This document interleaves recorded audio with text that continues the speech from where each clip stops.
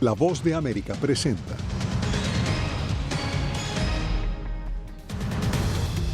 A 3 semanas de las elecciones, Trump y Harris se lanzan a la conquista del voto de los varones afroamericanos.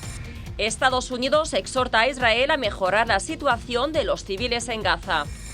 UNICEF advierte que 2 millones de niños con desnutrición severa enfrentan riesgo de muerte.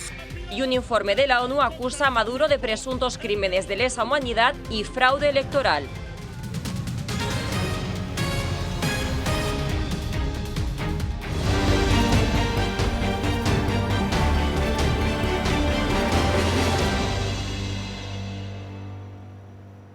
Hola, ¿qué tal? Bienvenidos al Mundo al Día. Desde Washington les saluda Carolina Valladares. Empezamos. Los afroamericanos, en especial los hombres, son ahora el enfoque de las campañas de Kamala Harris y Donald Trump. Según encuestas, Harris tiene importante ventaja entre la población, pero Trump casi triplica el respaldo de ese electorado respecto a las elecciones pasadas. Laura Sepúlveda nos cuenta. No son un monolito y su apoyo debe ganarse con políticas, retórica y desempeño. Buscando asegurar el apoyo que han dado a demócratas en las últimas 2 elecciones, Kamala Harris lanzó una propuesta económica dirigida a hombres negros, en la que promete opciones laborales al ver la economía como un tema crucial. Hemos tenido un camino accidentado en la democracia y lo que suceda a continuación en las elecciones de noviembre es extremadamente importante para determinar si podemos mantener nuestras mejores y más fuertes instituciones y tener una mayor prosperidad compartida en el futuro. Ambos candidatos han mostrado a lo largo de la última semana un enfoque en la población hispana y negra, siendo comunidades que podrían darles la llave a la Casa Blanca. Trump sostendrá esta semana en Miami un foro con votantes hispanos indecisos, tal como lo hizo Harris la semana pasada en Las Vegas. La demócrata se refirió a comentarios recientes de Trump. Considera enemigo de nuestro país a todo aquel que no lo apoya o que no se doblega a su voluntad. Periodistas cuyas historias no le gustan, funcionarios electorales que se negaron a hacer trampa rellenando papeletas adicionales y encontrando votos adicionales para él. Jueces que insisten en seguir la ley en lugar de doblegarse a su voluntad. Entre tanto, Trump avanza en promesas de campaña que no limita a un cargo presidencial y se refiere a la guerra de Ucrania. Biden no ha hecho nada al respecto. Ni siquiera ha hablado con Putin en más de un año. Creo que puedo ponerle fin como presidente electo. En otras palabras, antes de asumir la Casa Blanca, tengo que evitar que la gente muera. Más de 71,000 participaciones se registraron este martes en Georgia tras la apertura del voto temprano. 42 estados ya tienen de alguna forma abierta esta opción. Laura Sepúlveda, Voz de América. Y a 3 semanas de las elecciones en Estados Unidos, Donald Trump y Kamala Harris intentan llegar a los pocos pero muy decisivos votantes indecisos que podrían marcar la diferencia, en especial en los estados péndulo. Ángela González nos tiene el siguiente informe. Con la votación anticipada ya en marcha en muchos de los 50 estados, algunos estadounidenses ya están eligiendo a su presidente.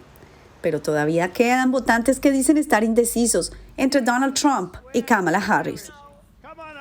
Solo quiero ver y entender quiénes son, y realmente ambos lados no han estado demasiado involucrados y son nuevos en todo el clima político. Ambos vienen de orígenes interesantes y diferentes.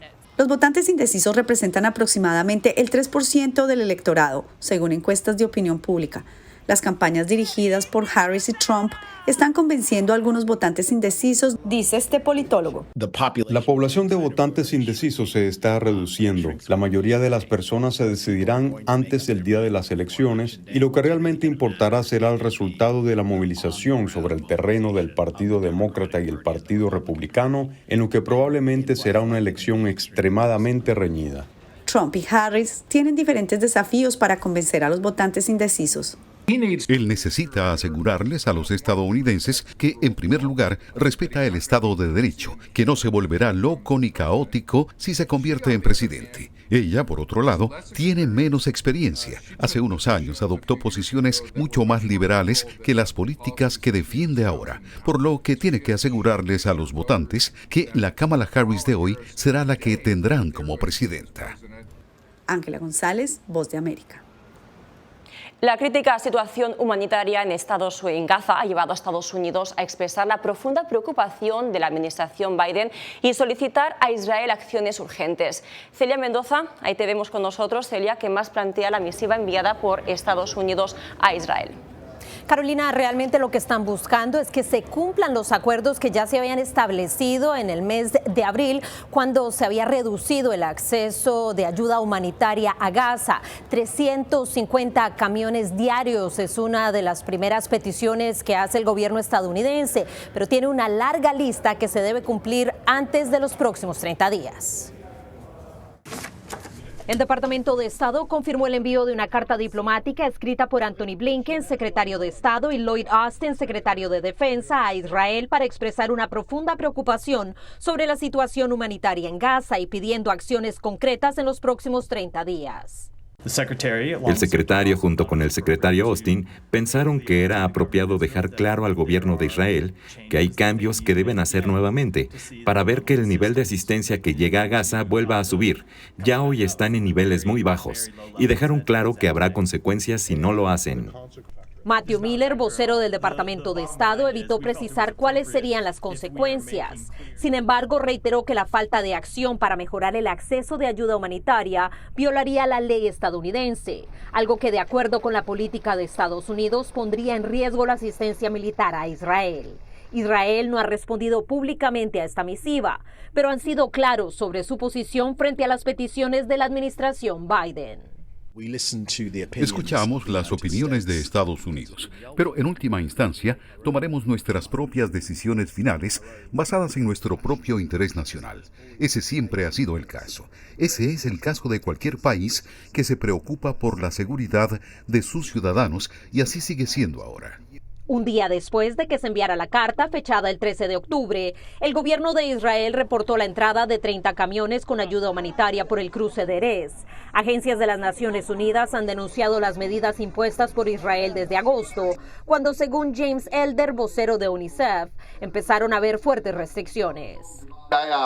Día tras día la situación de los niños empeora aún más que el día anterior, y eso continuará mientras sigan los bombardeos y mientras se mantenga las que hasta ahora probablemente son las peores restricciones impuestas sobre la ayuda humanitaria. El vocero del Departamento de Estado aseguró que Estados Unidos sigue en comunicación constante con Israel para determinar cuándo podrían realizar un ataque, y tienen garantías de entendimiento que no tendrían como objetivo militar ninguno de los lugares nucleares ni tampoco las plantas petroleras. Al mismo tiempo, expresó el hecho de que Estados Unidos le ha reiterado a Israel que no está de acuerdo con los bombardeos en Beirut.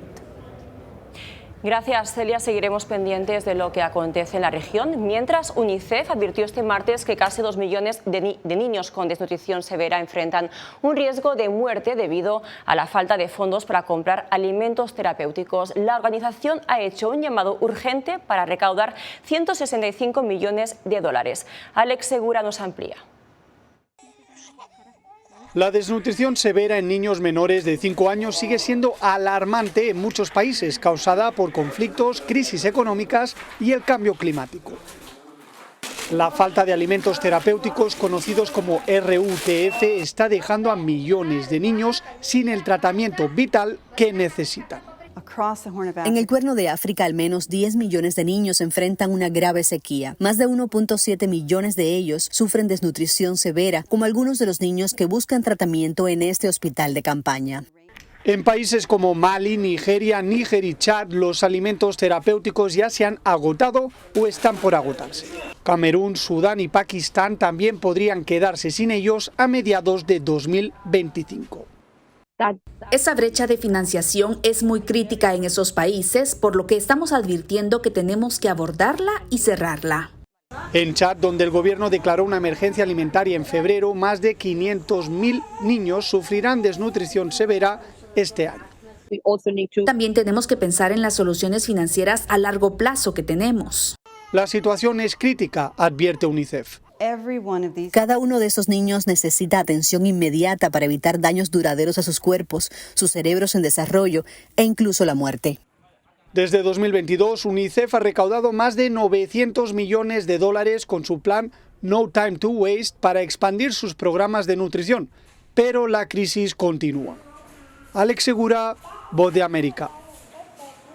Avanzamos. La Misión Internacional Independiente de la ONU para Venezuela presentó hoy un informe que revela presuntas violaciones a los derechos humanos cometidas por el gobierno de Nicolás Maduro antes, durante y después de las elecciones presidenciales de julio. Para conocer los detalles, vamos en vivo con Jacopo Lucci. Adelante, Jacopo.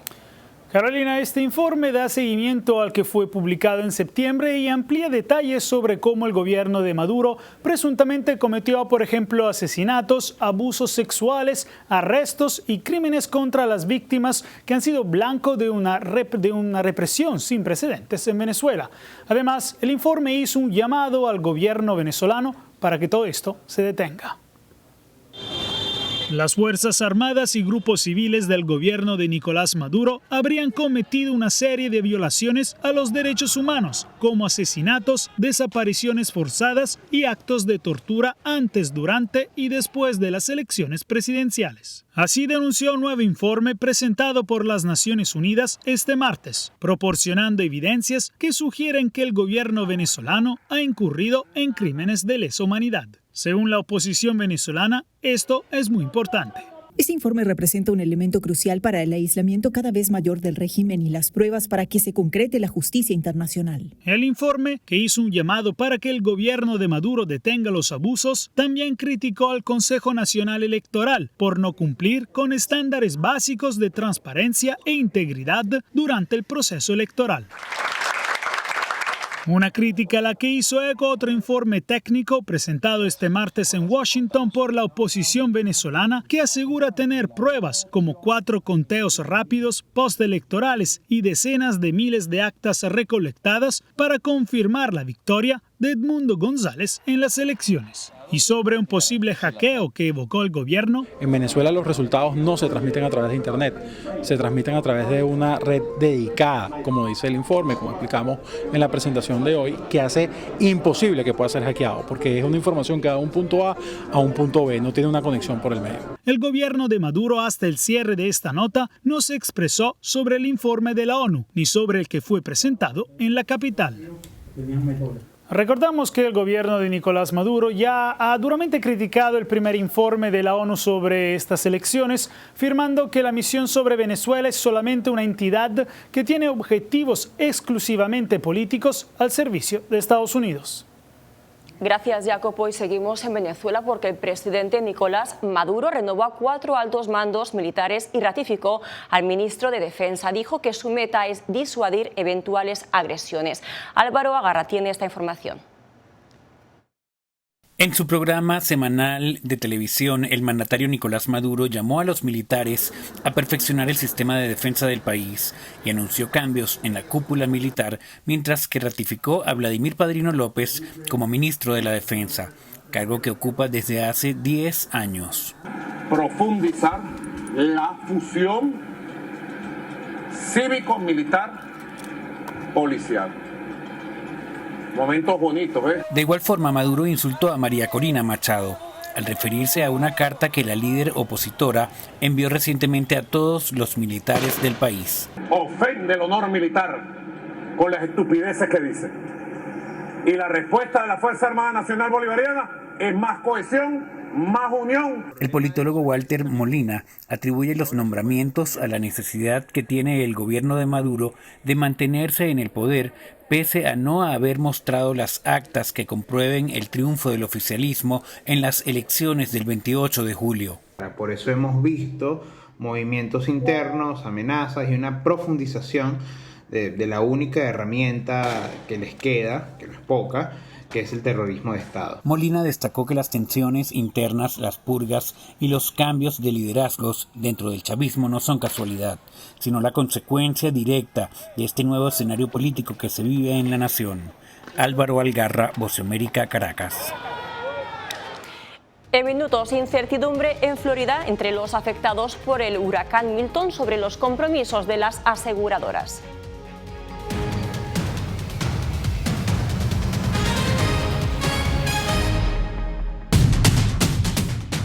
¿Hacia dónde se mueven las economías de América Latina y el Caribe? En el corto plazo, obviamente, habían problemas con tasas de interés muy altos. En el largo plazo, tenemos carencias en términos de educación. 20% de nuestras empresas dicen que no pueden crecer por falta de mano de obra calificada. Y ahí sí nos está dejando el bus porque la gente no da espera, el capitalismo no da espera, la gente quiere hacer las inversiones ya y si usted no está listo, pues no llegan a su país. Soy Néstor Aguilera, corresponsal de La Voz de América en el Ecuador. Informar sobre la realidad de un país exige una alta dosis de responsabilidad periodística, más aún cuando las noticias evolucionan a cada instante. Aquí en La Voz de América encuentras noticias veraces, precisas y balanceadas. Valores profesionales que me motivan a trabajar día a día para informarte de manera profunda sobre los temas que más impactan tu vida diaria. Porque en La Voz de América, la prensa libre importa. Uno de los mayores centros de producción global de opio está experimentando profundos cambios a medida que los talibanes intensifican su lucha contra la industria de la droga. Helmand, la maldición de los narcóticos, una investigación exclusiva de La Voz de América que nos lleva a lo más profundo de las plantaciones de amapolas en Afganistán, ahora en todas nuestras plataformas.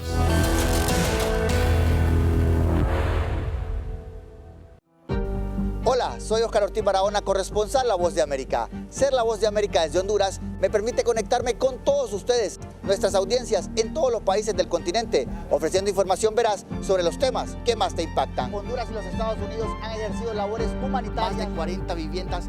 Desde perspectivas humanas y con base en hechos, te informamos para que seas tú quien formes tu propia opinión, porque La Voz de América, la prensa libre, importa.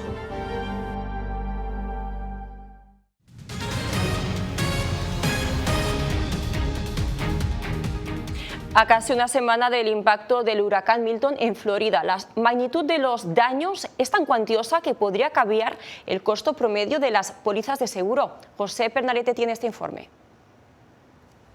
A casi una semana del impacto del huracán Milton en Florida, la envergadura de los daños es tan cuantiosa que podría cambiar los costos promedios de las pólizas de seguro, de acuerdo con expertos en este mercado. La repercusión económica del pago de todos estos siniestros que están ocurriendo se vean a futuro en cuanto a aumentos de pólizas, de las primas de las pólizas de los seguros, pero eso es un impacto que se va a ver mucho más en el mediano plazo. Para tranquilidad de los propietarios existe sobre este mercado de seguros un conjunto de regulaciones federales y estatales que garantiza el cumplimiento. Las compañías de seguro, ellos tienen que comprar su propio seguro, se dice reinsurance, que es para eso, es para tener los fondos adecuados cuando tengan estas tormentas, estas catástrofes. La Oficina de Regulación de Seguros del Estado de Florida contabiliza hasta la fecha más de 123,000 reclamos solicitados por daños a causa de Milton. Solo 4.8% se considera como un caso resuelto. Un impacto previsto por ambos expertos consultados es que algunas aseguradoras abandonen el estado e incrementen el costo de las pólizas. En el corto mediano plazo, las compañías de seguros, muchas están planteando salir del estado de la Florida por el asunto de la alta siniestralidad que ellos están alegando. Pero hay que tener en cuenta también el hecho de que siempre el gobierno federal, cuando se declaran las emergencias, ayuda. El ajustador Euclides Martínez estima que los daños pueden alcanzar hasta 70% del monto de la cobertura de pólizas en Florida por esta catástrofe. José Pernalete, Voz de América, Miami. Al menos 92 personas siguen desaparecidas en Carolina del Norte, semanas después de que la tormenta devastara la parte occidental del estado. Según el gobernador de Carolina del Norte, Roy Cooper, la Guardia Nacional del estado sigue con los trabajos de búsqueda y rescate. Hasta la fecha ha habido al menos 118 muertes en Carolina del Norte relacionadas con el huracán Helene, lo que representa casi la mitad de las 243 muertes por la tormenta en varios estados. El huracán tocó tierra el pasado 26 de septiembre en la costa del Golfo como categoría 4 y luego avanzó por el sureste en los días siguientes. Activistas nicaragüenses critican al Banco Centroamericano de Integración Económica por otorgar nuevos préstamos al gobierno de Daniel Ortega. Donaldo Hernández nos informa. El gobierno de Nicaragua recibirá $330 millones en créditos otorgados por el Banco Centroamericano de Integración Económica, tras varios meses sin realizar desembolsos. Con $130 millones para el mejoramiento de los servicios de agua potable, 200 millones para la estabilidad macroeconómica y monetaria del país. Aunque el ministro de Hacienda y Crédito Público, Bruno Gallardo, asegura que los recursos serán destinados al mejoramiento económico del país, nicaragüenses exiliados consideran que esta entidad contribuye a la represión del gobierno contra sus opositores. Y lo que queremos decirle es que dejen de darle plata a los Ortega Murillo para que dejen de reprimir. Hace unos días, Estados Unidos anunció que votará en los organismos multilaterales por el bloqueo de todos los préstamos a Nicaragua por la falta de democracia y violaciones a los derechos humanos. Sin embargo, el BCE continúa otorgando financiamiento a Nicaragua. Este importante banco se ha convertido en la principal fuente de financiamiento con recursos frescos para la dictadura de los Ortega Murillo. En ese sentido, el ministro de Hacienda asegura que la línea de crédito obedece al buen récord que tiene Nicaragua. Mientras, los activistas exiliados aseguran que seguirán protestando para evitar más préstamos al gobierno de Nicaragua, acusado de violar los derechos humanos. Donaldo Hernández, Voz de América. En minutos, hasta 16 binomios aspiran a la presidencia y vicepresidencia en Ecuador. Algunos se llevan las manos a la cabeza por esta elevada cifra. Enseguida les contamos.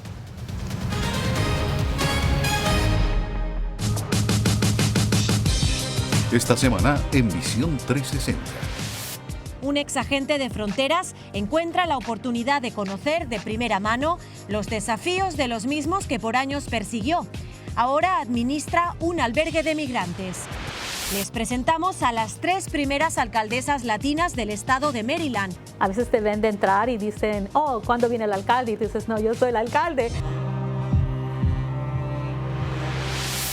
Soy Jacopo Luzzi, reportero de La Voz de América aquí en Washington, D.C. Ya sea informando desde el Capitolio, desde la Casa Blanca, cubriendo el impacto del cambio climático, el impactante tema migratorio, o subir en un avión y cruzar medio mundo para estar en el lugar de la noticia con la información precisa y veraz, este es mi compromiso como periodista. Un compromiso de vida profesional que comparto con ustedes, porque en La Voz de América la prensa libre importa.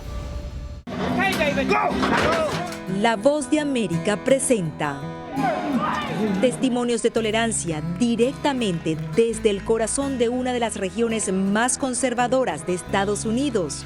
Historias de personas determinadas a derribar estereotipos, viviendo de manera auténtica en el hogar de los valientes. Encontraron su libertad. Disponible en todas las plataformas de La Voz de América.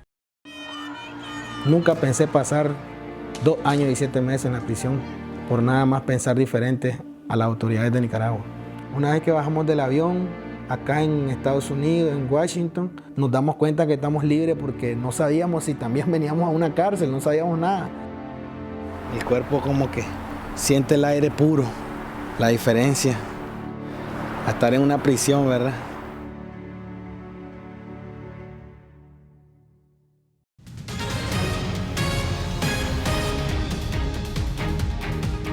En Ecuador, 16 binomios aspiran a la presidencia y vicepresidencia en las próximas elecciones presidenciales. Sin embargo, este alto número de candidatos genera críticas entre varios sectores de la sociedad. Néstor Aguilera nos informa. A menos de 4 meses para la próxima elección presidencial es uno de los temas de los que más hablan los ecuatorianos. Siempre Ecuador está saturado de muchos candidatos a la presidencia, eso es innegable. Me parece muy mal para un país como el nuestro que tengamos tantísimos candidatos. 16 binomios se inscribieron para participar en los comicios que se llevarán adelante en febrero de 2025. El analista Alfredo Espinosa considera la cifra muy elevada. La premisa de que más candidatos es sinónimo de más democracia es falso, es totalmente falso, ¿no? El Ecuador es uno de los países con niveles de calidad de la democracia más bajos de la región. Y afirma que para los votantes configura un escenario de incertidumbre amplio. El daño indudablemente es el que los ciudadanos tengan que acudir a las urnas, encontrarse con una papeleta, con un álbum de cromos extensos, no saber por quién votar. El consejero electoral José Cabrera destaca la obligatoriedad del debate presidencial, contemplado en la norma ecuatoriana con todos los aspirantes. Esperamos mejorar para que la ciudadanía conozca y decida por quién votar, porque sí, es complicado de un abanico de 16 coger al mejor. Los candidatos a la jefatura de Estado incluyen al actual presidente Daniel Noboa, su rival de izquierda en el balotaje en 2023, Luisa González, el empresario Jan Topic y el líder indígena Leonidas Diza. Néstor Aguilera, Voz de América, Quito. Enseguida les contamos la historia de dos mujeres indígenas colombianas quienes se han convertido en las primeras en ejercer la profesión en medios de alcance nacional. Ya regresamos. People think these mass shootings they all think it's not going to happen to them until it happens to them. Periodismo, la prensa libre importa. You know, I never thought it would happen to me. Disponible en vozdeamerica.com.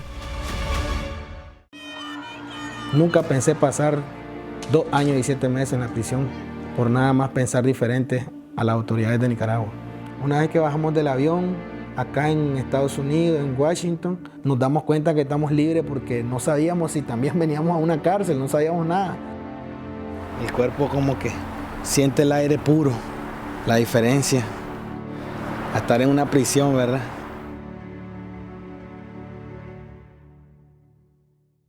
Soy Jacopo Luzzi, reportero de La Voz de América aquí en Washington, D.C. Ya sea informando desde el Capitolio, desde la Casa Blanca, cubriendo el impacto del cambio climático, el impactante tema migratorio, o subir en un avión y cruzar medio mundo para estar en el lugar de la noticia con la información precisa y veraz, este es mi compromiso como periodista. Un compromiso de vida profesional que comparto con ustedes, porque en La Voz de América la prensa libre importa. ¿Flamenco? Sí, flamenco, para echar unos pasos gitanos ahí. En una época en la que muchos en Estados Unidos mueren en hospitales, un hijo adulto quiere darle a su padre que transita los últimos días el regalo de una muerte en paz. ¿Lo oyes? ¿Está bien? Amor hasta la muerte, un documental de La Voz de América. Ahora, en todas nuestras plataformas. El periodismo definitivamente necesita ser libre. Periodismo, la prensa libre importa. Una producción especial de La Voz de América. La libertad se la da el Estado y la responsabilidad la asume uno. Disponible en vozdeamerica.com.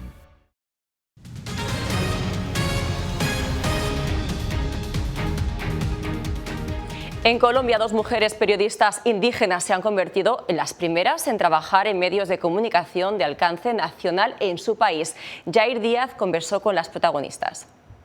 Esto representa una responsabilidad muy grande porque no solo estás tú como Eduvilia ante un micrófono a nivel nacional, ante cámara. Así relata Eduvilia Uriana el compromiso que siente al ser la primera periodista del pueblo indígena Guayú, ubicado en el departamento de La Guajira, luego de llegar al sistema de medios públicos RTBC. El periodismo, por supuesto, es un ejercicio, es un trabajo de los no indígenas.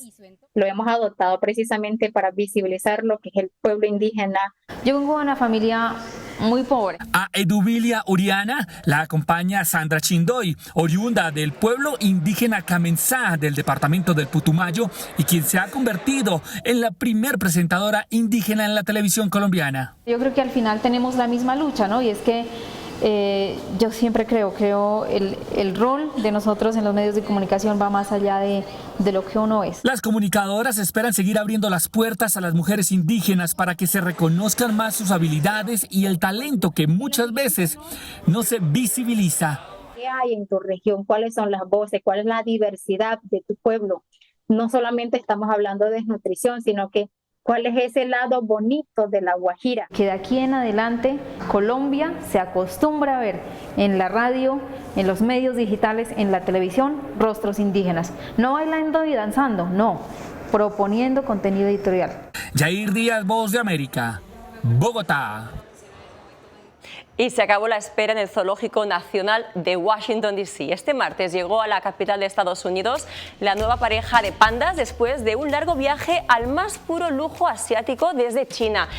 Qing Bao y Bao Li, como se llaman los nuevos panda, llegaron a bordo del FedEx Panda Express, equipado con comida abundante que incluye bambú y pan de maíz al vapor, además de medicamentos. Sin embargo, la llegada de los nuevos panda al zoológico no significa que el público los vaya a visitar rápidamente, y es que tendrán que esperar al menos 30 días.